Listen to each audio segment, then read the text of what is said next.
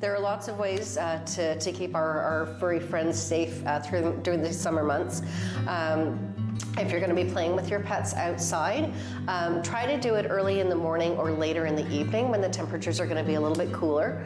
Always make sure that they have access to nice cool drinking water and shade, even if you're just sitting outside with them on a patio or in your backyard. Always making sure that they've got access to something to help them cool off.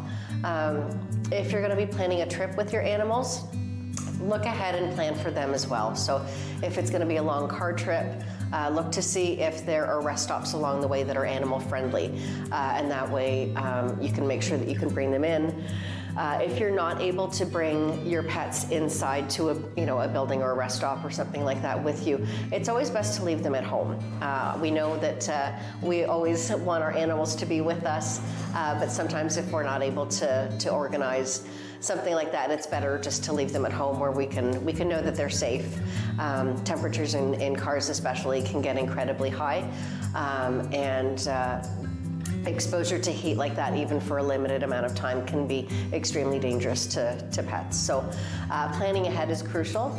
Things to watch for in our furry family members: excessive panting, drooling, lethargy, obviously unconsciousness. And if you do suspect that your animal does have heat stroke, a couple things are really important to do. First, get them to a vet.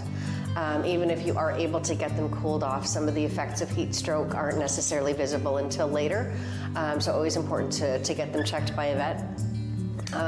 Also, get some nice cool water on them, either lukewarm or cool water. Don't use very cold, and wet their fur down. Give them access to water, give them access to shade, and that's going to help get their temperature down, but very important to get them to a vet.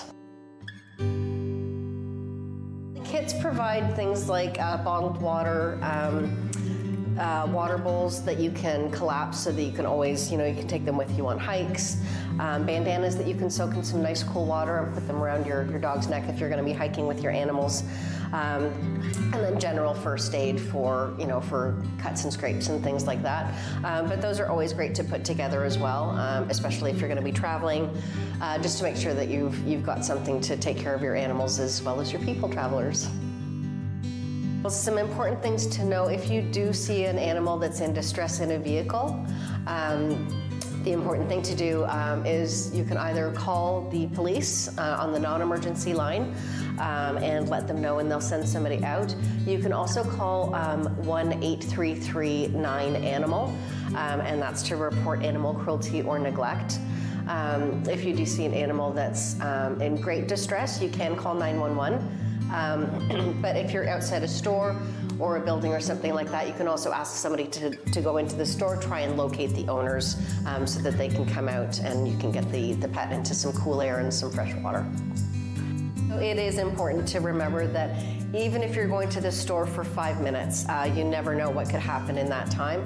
You get caught up talking to a neighbor, or the lineups are longer than you think. The temperatures in cars can increase drastically, and even limited exposure to that type of extreme heat can be very detrimental to your pets. So even if you're just running into the store for 5 minutes, we love having them with us, and we know that they love being in the car with us, but sometimes it's best to just leave them home where we know that they're going to be safe and cool.